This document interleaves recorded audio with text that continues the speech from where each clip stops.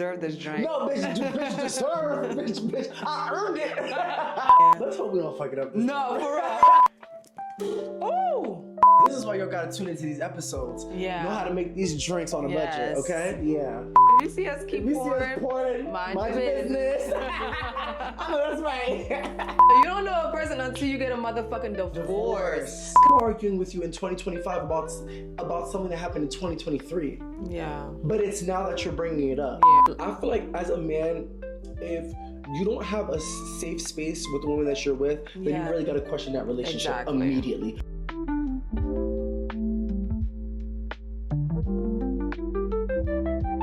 Hey y'all, I'm Kev. I'm Dee. And welcome to Poured Out Thursday. Let's get right into it. How was your week? My week was like work was annoying this week. Annoying as hell. I don't know what's going on. Yeah. But everybody cycle must have been merging together because oh my goodness. Other than that, I had a good week. I feel like work drained me. Yeah, you've been saying that. Yeah, I feel like everything else, I feel like my week would have been fine if it just wasn't for work. Yeah. Like this, when I tell you I'm so glad I made it to today, like, I'm telling you, I am ready for this week to be over with. Y'all, let me tell you one thing. Y'all may not see it on camera, but after camera, there's gonna be a couple of these bottles. We're gonna drink tonight. Because, oh my gosh. No lie, I've been looking forward to getting like a sip of drink in my mouth. A sip, like just a sip of Prosecco, a sip of champagne, something. Because, the way this week was ready to take me out. You ever feel like, bitch, I deserve this drink? No, bitch deserve. bitch, I earned it. Yo, speaking of earned it, what are we earning today? What are we making? We are having a sparkling lemon and raspberry float. Oh, raspberry? Oh, yeah. I never had nothing like well, I've seen it, but I never did it before, so I just want to see how this is about to turn out. Yeah, this is gonna be exciting. Yeah. Let's hope we don't fuck it up. No, for real. Because 2 weeks in a row, we fucked our drink up. They're gonna start being yeah. They're gonna be like, all right, girl, let's get this drink going. All right, let's go. All right, you guys, let's get right into making our drink. Today, we are making a sparkling lemon raspberry float. So first, I'm gonna open our big boy. Oh! Okay. So today we're making our drink a little different. So we're starting with our glass. I have my raspberry sorbet.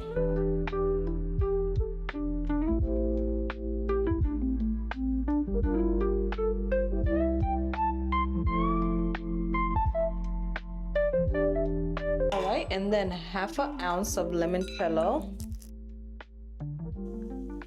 All right, and then 2 ounces of sparkling wine or Prosecco, which I feel like are the same thing. Garnish with a slice of lemon. And you have it, our little raspberry float.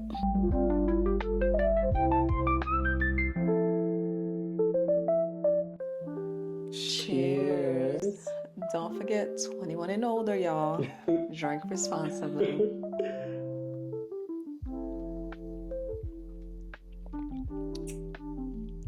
Okay. Okay. Yeah. I'm gonna tell y'all now, my sister, she redeemed herself from last episode. She redeemed herself, y'all. I'm letting y'all know now. Not me. This is teamwork, bitch. I fuck up, you fuck up. We about to finish this first cup before we even get to the first That's segment. really good. The little limoncello with the... No, this is just this is a 10. I'm not gonna lie, I'm letting my lip touch that sorbet. This is a great. We gotta drink this in the summer. It's summer. This just literally gives summertime. This is a 10 out of 10 for me. No, is this our first 10 out of 10? I think so. There was one. I think there's one that we gave. I think the passion fruit martini. It was one of them that we gave a 10 out of 10. We were surprised that it was a 10 out of 10. Yeah. Was the mule? Remember. Could it have been the mule? I don't know. But this might be our first or second 10 out of 10. Yeah. No, y'all, this is a 10 out of 10. Yeah. Yeah, this is a 10 out of 10. Like this, I wouldn't mind going out on a girls' night and just drinking this throughout the night. Yeah. Like literally just keep on getting rounds. This must be my summer drink. But girl, this drink, it gives like a $24, $36 drink. Oh yeah. Yeah. Like 3 rounds, you might be like, hold on. But that's why we making this shit at home. Yeah, bitch. no, for real. Yeah. This is why you gotta tune into these episodes. Yeah. Know how to make these drinks on a budget, okay? Yeah.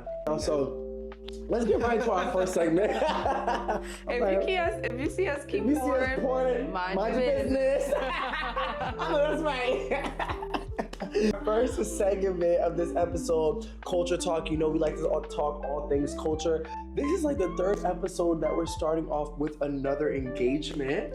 What is going on? Yeah, I don't know what is going on. Is this like the season of marriage? Yeah. So are we left out? Right, no, seriously, I'm definitely left out of the loop. I'm left out of the dating loop alone. But congratulations to Jonathan Majors. Yeah, congratulations to Jonathan Majors and Megan Good on their recent engagement. No, not even engagement, married. It is marriage. Married. Yeah, marriage. How you feel about that? I don't know how you feel about that. I don't know. It was a little sus. It's been sus from the beginning. From the beginning, yeah. I think ever since that whole incident that Jonathan had, that was his ex, right? Yeah. Well, not at the time. That's who he was dating. Yeah. But obviously became his ex. And then literally moments later after that happened, he I said Megan. Yeah, he popped out Megan Good. He's dating Megan Good. It's like black woman had to come save the day. Yeah, but as always, here comes another black woman to the rescue. Yeah, and then it just didn't look authentic. But I don't think it's ever felt authentic, right? But if they are happy, kudos to them. Right? I respect that. Yeah, but it just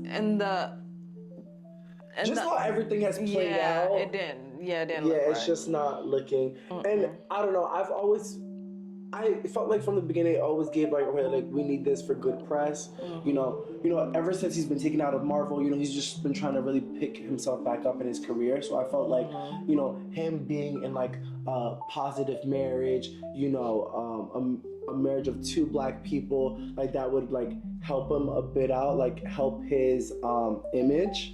And he has a new movie coming out. That's what he's been doing. Press tour.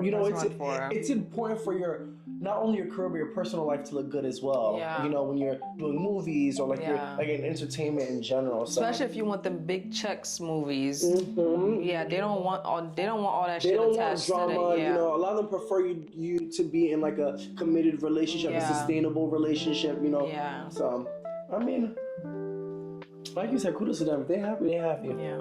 Marriage, divorce, it's just be too much. It's just a lot. Like, can we get it together? This is real talk. Marriage, divorce, this is real talk. No, for real. Teyana Taylor, well, they've been divorced. Mm-hmm. They just keep coming up in the headlines. Yeah. So Teyana Taylor, this thing been floating around like about what she got in her divorce, and it's like a list of things, and everybody was like, damn, like you left him high, like you got everything, you left him high and dry, whatever. So it keeps resurfacing, and it's making her look bad because everybody's talking bad about her. So then she finally spoke out about it, and she like threw Iman under the bus, and she was like, he's the one that leaked their divorce document, some of it, and mind you, everything was not even truthful about what they've been saying that she got. Right. But her frustration was towards Iman because she was like, when they first announced their divorce, she was basically saying like, oh, Iman is still her best friend, like don't do too much, don't come for him, like don't badger him. She was like, that's still my best friend, like that's still the father of my kids, like please respect him. And she's saying like she doesn't feel the same respect back from him because he's been seeing how she's been getting like badgered online, and he never once came out and was like and spoken out for her and stood up for her and was like, yo, like you guys like what you've been seeing is not truthful. Like please leave Teyana alone. And she was like she like has like 3 big projects coming out this year. And she just feel like he hasn't like come on dude, like I gave you grace, like why are you not giving me grace? Right, yeah. One thing that I like that you mentioned was the fact that she said, you know, the grace that I gave him, you know, I think she was just looking for that grace back. What we thought was a leak by press was really Iman that was leaking all the rumors that were going on. When it first came out that they were getting a divorce, TMZ had dropped it. And it was really Iman that was releasing those rumors. And I believe back then, Teyana had already knew. And even when she had already knew, she was still defending him. Like, you know, please give our family privacy. You know, we just want to handle this, like, you know, in a lightly manner. We want to keep it private. From the beginning, Teyana always wanted to keep it private. She always wanted to keep it private. That's why, and I honestly, when she went online and she talked about it, I do remember throughout that whole time of them like going through that divorce, she was always saying like, you know, this is still my best friend and we're still good, we're still friends, etc., etc., etc. In the beginning, she kept everything private, and Iman filed a motion for their names to be present. Once you release your name, then it becomes public. So anything that happens, then it's public information. But once your name is out there, then anything that happens can easily come out. So from that moment on, it was just, okay, this is for TMZ to grab on. This is for the Shade Room to grab on. Teyana's type of person, she like minds her business. She gets a lot of anxiety. She doesn't really even use social media like that. So I think once she started getting threats and really seeing how chaotic it's gotten with people being like involved in her divorce, which was supposed to be like a private manner, I think that's when she filed a motion, which was basically it was just a list of things that he could not do, and if he were to do them, then he would either get fined or jail time. So to clear the air, it's not that she wanted her baby father, the father of her kids, to go to jail, but it's just the fact that I think she was really in the position where she had no choice but to do that. She started realizing that every time she would either get an award, she would either get a gig, a project, or she was starting a movie or something coming out, then all of a sudden rumors about her marriage would come out. Rumors about her divorce would resurface. And mind you, she's been divorced for like a year now. She's been divorced for like a year now. And mind you, we never even knew because of how much she wanted to keep it private. She reached out to him and said, yo, like, I need you to, like, and she reached out to him, like, yo, but dad, like, I need you to help me. Like, she really started getting threats from, like, grown men that, like, I really, like, I would off you and stuff if I was mine and stuff. And she was really reaching out to him, like, you know, I need you to, like, protect me. Or, like, at least let me know that, like I'm secured and you got me and you good. I'm reaching out to you for protection, and then you bringing up shit from 2023? You know what I'm saying? Like, I think Teyana was under the impression that they were cool and they were good. Because when she really was saying, like, that was my best friend through the divorce, she really meant it because that's what she thought it was.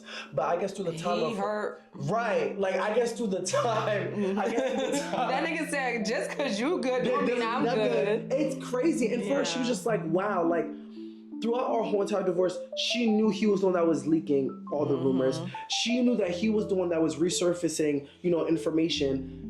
So the fact that the one time that she reached out and like, yo, have my back, you know what I'm saying? You couldn't even do that. But instead, you want to bring up something that was happening in 2023. That clearly shows that you still have stuff, you know, that you pushed under the rug. And the thing I don't be understanding with men, like with people in general, when you have kids with that person, what in your right mind why wouldn't you want to protect that person? Like, they're literally with your kids 24/7. I'm pretty sure the kids are with her full time and then they go see their dad. Why would you want to put her in a position where she could be out with your kids and people are coming up to her? And I generally feel like she was scared for her life. Yeah, because when we talked about a couple episodes ago, people are fucking crazy. People are insane nowadays, especially when it comes to celebrities. Like, I love the point that Teyana brought up in her live. The fact that you're a celebrity doesn't mean you're denied of privacy in your life. That doesn't make sense. Like, this whole divorce, it literally could have stayed private if both parties decided to keep it private. And then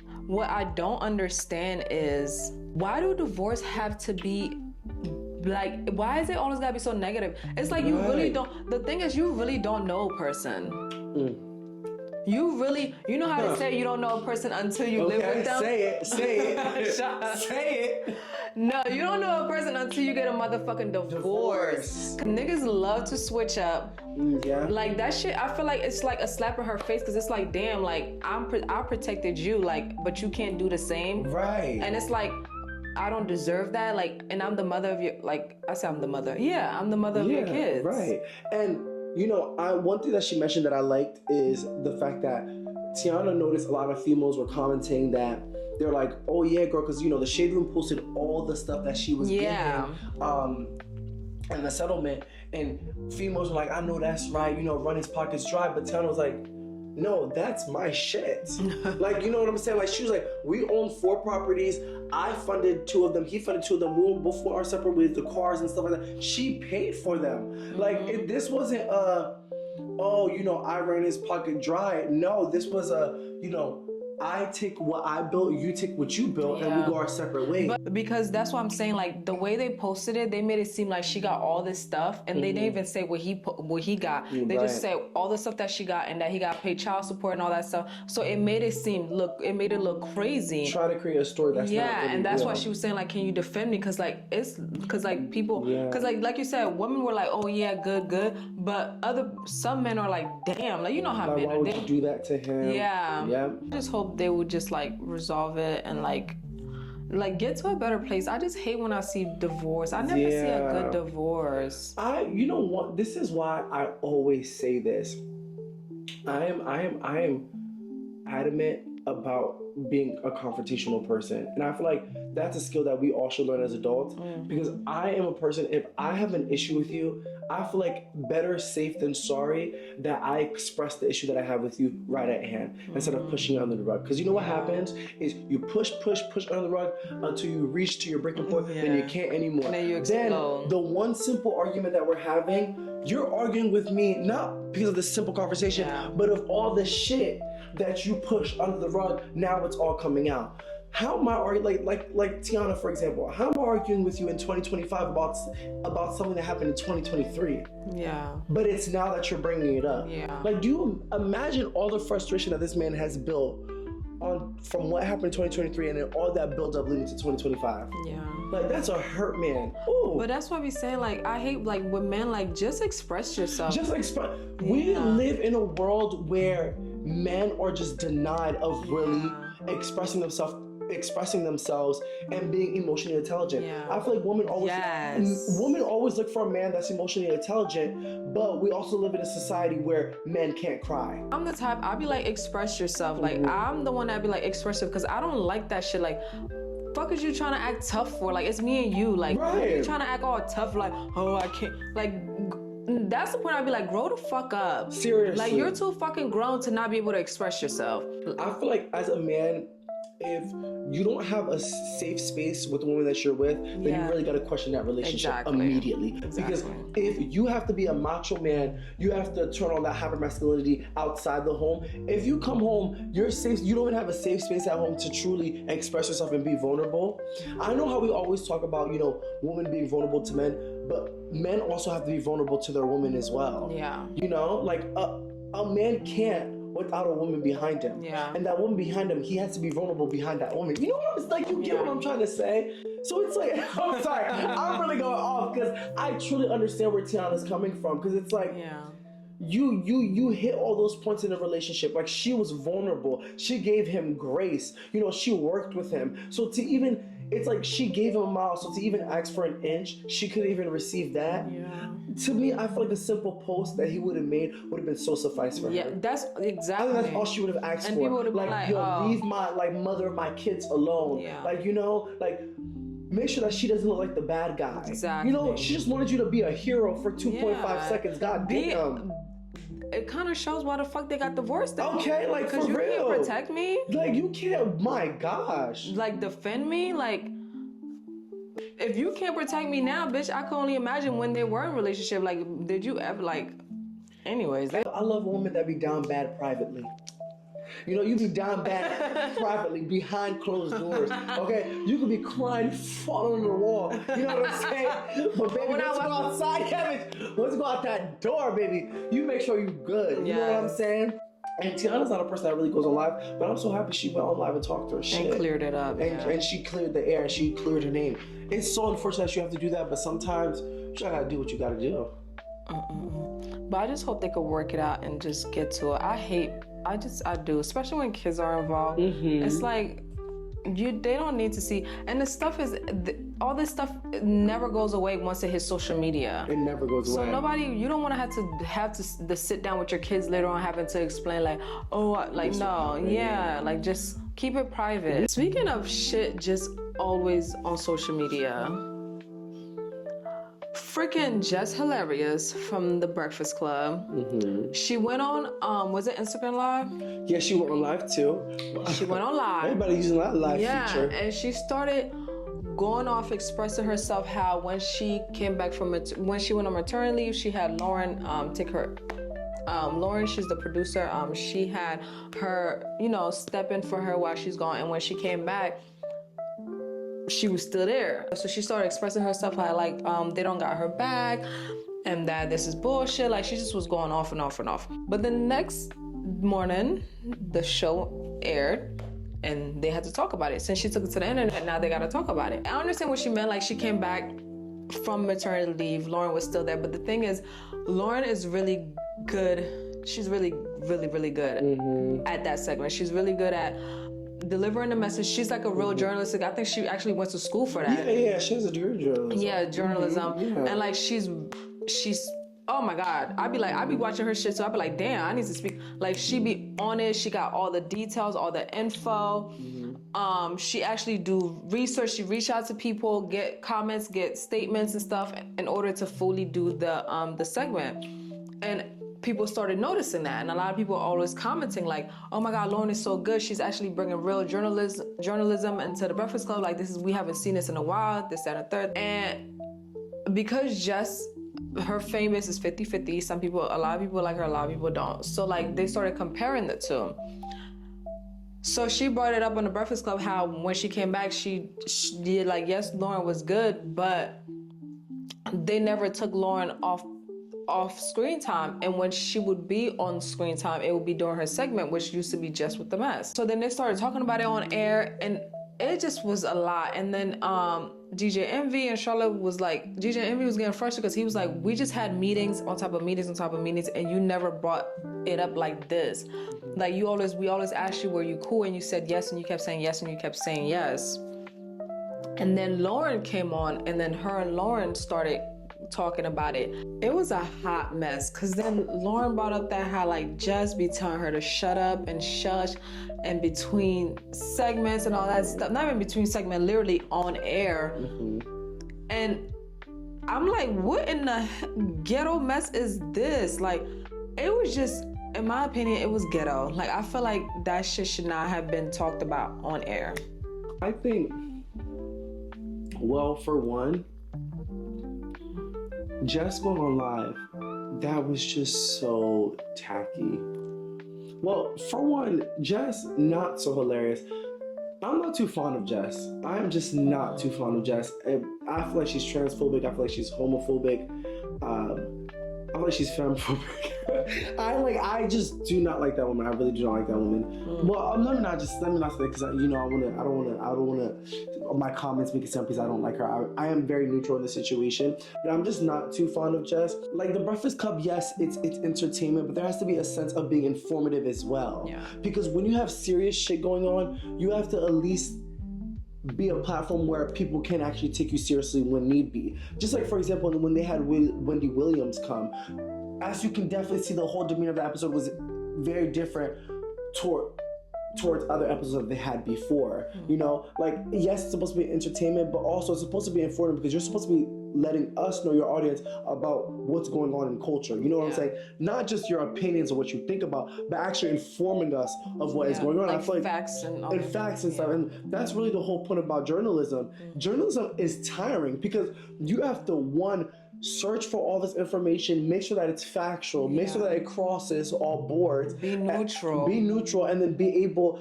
to present it in a way that's digestible for a multitude of different crowds. Yeah. You know, and I feel like Jess, she kind of lacks that. Mm-hmm. So I was Jess, I would have never taken it as why she's still here. Instead, I think I would have taken the route, okay, how can we work together? Or what can I learn off of you? What can you learn off of me? You know what I'm saying? Like, I feel like there's so many tricks and sleeves that they have amongst each other that they could have worked together. Now, one thing that I truly hate about this situation is the fact that you had two black women arguing on air. Yes. Like, that, honestly, it literally made me sick to my stomach to see two black women arguing. And the fact that you had, what's his name again?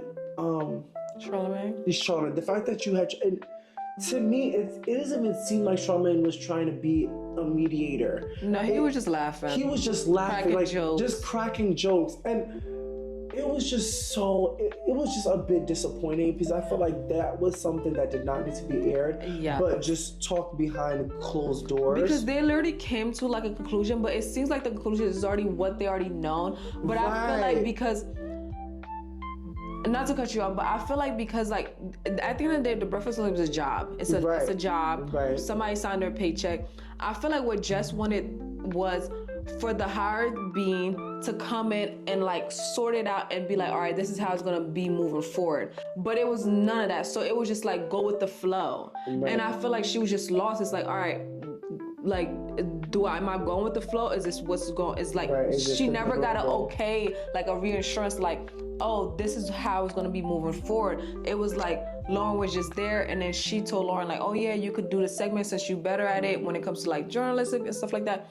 So they're the one that's trying to figure it out. Nobody is saying like she's a fourth member, not a fourth member. So like they're just like confused. Like, so Jess is looking like, all right, is she taking my job? Not taking my job? Like nobody's saying nothing. Yeah, it's been dealt with secretly, privately. Yeah, it was too some of that, it should have been dealt with privately.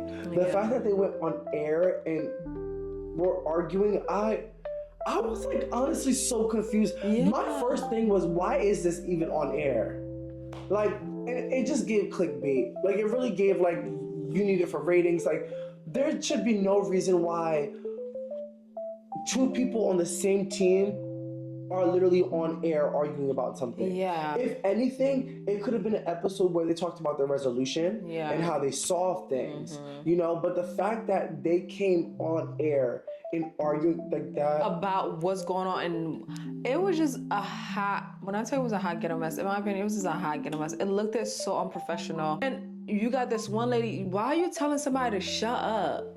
To me, I would have smacked the shit. I don't know how Lauren did it. That's how you know she's professional. Because she's been in this industry for like 8 years. Because she used to be with TMZ for 7 years. Yeah. So like you can already tell, like, because she told Jess even on the air, she was like, Jess already told you I'm not on that type of time. We could talk about it behind closed door, but I'm not about to come up here and like act like this on air. She was like, I already told you, I'm about my job, I'm about my work. I feel like that's why she never really had a response when Jess would be like, shh, because she knew that it would just take it to the next level, you know? Because you telling a grown ass woman to shut up multiple times while they're talking, I'm sorry, I'm liable to just remember that I'm liable to just have a reflex and just smack you. Because who the fuck is you to tell me to shut up? No, Kevin, like you talking, imagine me and you talking and somebody's like, shut up. That's insane. Because you over talking. I can get the hurt that Jess is feeling. Yeah. Because, you know, like Jess said, the only reason why you're sitting at the table is because of the opportunity that Jess extended to her. I truly understand that, because let's be honest, if Jess never went on maternity leave, would Lauren be in the picture? So I truly do understand the hurt that Jess is coming from. I just do not like the delivery that she used. And I just don't like the delivery that she used. Because a lot of people now are focusing on her delivery more so of what message she's trying to get across. They said, right message, wrong messenger. Yes, right message. That's what it's all over. Very wrong messenger. I definitely can understand that. I feel for women that go through that. But at the same time, like we said, this could have been a perfect example. But unfortunately, the messages came out extremely wrong. starting with that live. And I think that live, she made that decision off of what she was feeling currently. Yeah, what she was feeling currently. It just didn't look good. Professionally, it just didn't look good. Yeah. Y'all, going into our next segment, which is our mental health check-ins, where we're really just checking with each other mentally and see how we're doing. I think from personal experience, I feel like this was a good topic to come with, because I feel like I experienced this earlier in the week. The importance of being seen and being heard. The other day, I was on the phone with my sister, and we were arguing about something so simple. It was like literally the stupidest thing. We were arguing, and she kept on getting upset at the fact that I kept on trying to explain myself. And the only reason why I kept on trying to explain myself is that every time I tried to explain myself to my sister, I would get cut off. And I feel like I had the urge to explain myself because I needed to be heard at that moment. Yeah. And I came to realization that growing as an adult, I feel like in my relationships, I need to be seen and I need to be heard. Because I feel like if I'm not given that space or the opportunity to be heard or be seen, then what's going to happen is my shift in energy is not me acting different, but it's me picking up that mechanism where I'm going to just close myself off and then just let you figure it out. Because now I don't even see an opportunity for me to speak or for me to be seen. And in that conversation, when I was arguing with her, I think when she finally gave me the space to really explain what I was trying to say, I felt like the weight came off my shoulders. It was just so funny to me, and I realized, I was like, okay, like I really am a person that I need to be heard, I need to be seen in my relationships. Whether it could be something simple, it could be something like big. I feel like I understand what you're saying, because that's why I'm big on, you may not agree with me, but can you do you comprehend? Do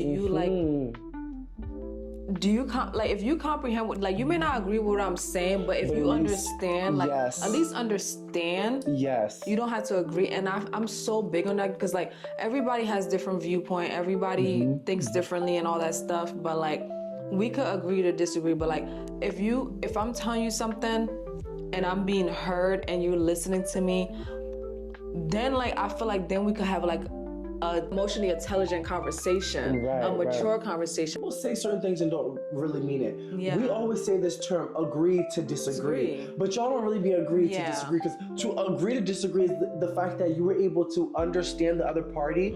You may not agree with it, but you're able to understand it. So then we come to the resolution where, okay, we're going to agree to disagree. I understand where you're coming from. I just don't necessarily agree with your point. But in that same stance, to agree to disagree, both parties have to at least be seen and be heard to be able to come to the terms to agree to disagree. If I'm in a relationship, whether it's platonic, whether it's romantic, familial, whatever the case may be, if I feel like I'm not being seen or I'm not being heard, I'm automatically gonna shut down. Yeah. And I'm automatically gonna shut down. That's my defense mechanism. Yes, exactly. And let me tell you this. If I shut down, know that there has been multiple instances. I can't even talk right now. That's how you know I'm getting flustered up. Multitude of instances. Damn, I can't say the word. Instances.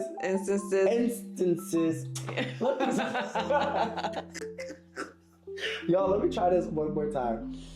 If I get to a point in a relationship where I shut down, just know I have tried multiple times.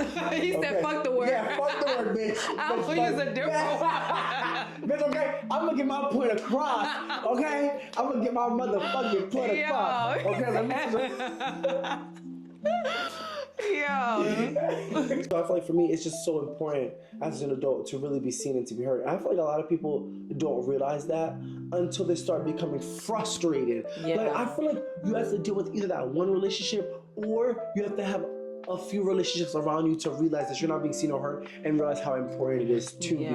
Because one thing I will tell you guys, when you are in a relationship where you are really being seen, you are really being heard, imagine talking to someone about an issue that you have, and they take that as constructive criticism and they work on that issue.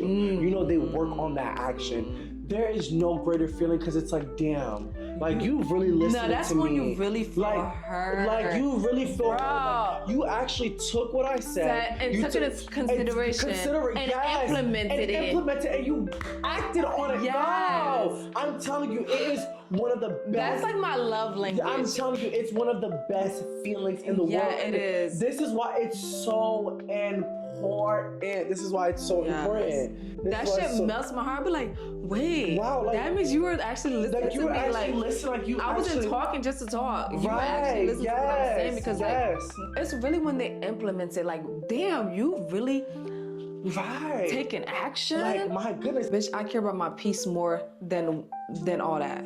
I don't got the motherfucking time. I don't got the energy. Nigga, I'm getting grown. Yes, I care about my 8 hours of sleep. Yes. I care about too much other things for me to fucking have to keep chasing you for me to feel seen. Hey. Because no, for real. So that means you don't fucking value my time. You don't value my friendship. You don't value our relationship. So just do me the honors and just let me walk out the door. Just leave me alone. Leave me alone. Let me go about my day in peace. Let me go about my life in peace, matter of fact. That's it. Because clearly you don't value what we have. What's that saying? If he wanted to, he would.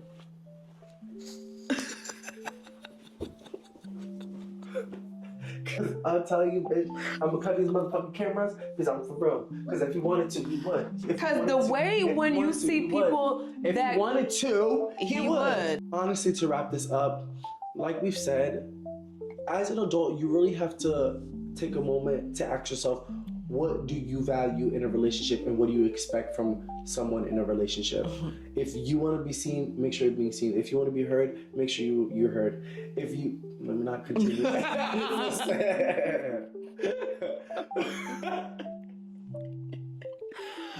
Yo. Cut the cameras, dead ass.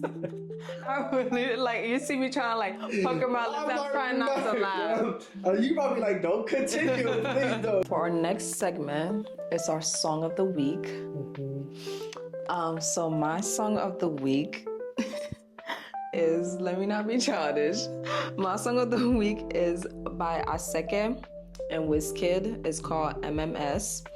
I just like it because like lately I just been like, even though I'm not going anywhere, but I've been wanting to listen to tunes where like I would listen to when I'm going somewhere trying to feel good, like that feel good, like feeling sexy, like getting ready, like in the groove type of music. I just love the tune, the flow of the music, like the instrumental and all that.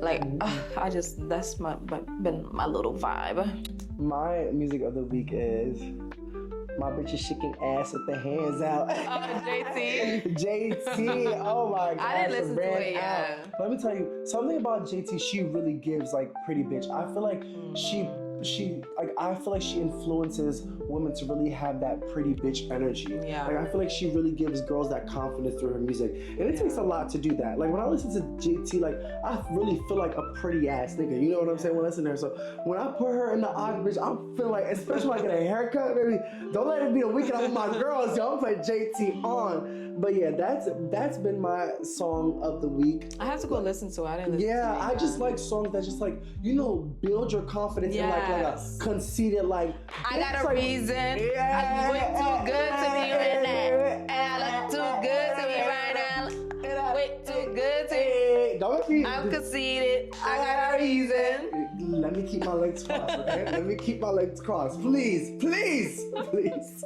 All right, y'all. So thank you once again for tuning in into another episode of Pour It Out Thursday. Don't forget we post every Thursday. Don't forget to comment, like, and subscribe. And yes.